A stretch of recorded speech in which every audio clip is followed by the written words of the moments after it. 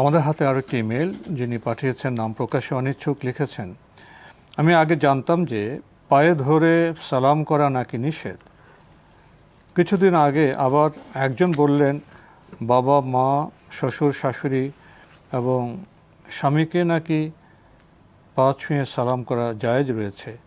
এ কথা কি সত্য? ধন্যবাদ আপনাকে। না, সালাম পায়ে ধরে সালাম করার কোনো পদ্ধতি ইসলামের নেই। ইসলাম সালামের পদ্ধতি লফজ বিল লফজ, শব্দের মাধ্যমে। আসসালামু আলাইকুম ও রহমতুল্লাহি ওয়া বারাকাতুহু, এটা হচ্ছে সালাম।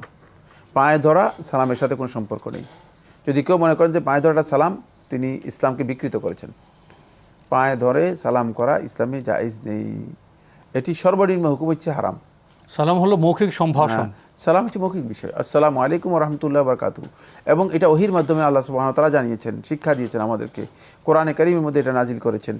সুতরাং এটা হচ্ছে আমাদের সালাম। সালাম পায়ে ধরে সালাম, এটা আমরা ইসলামের মধ্যে নেই, এটা ইসলামের বাইরের বিষয়।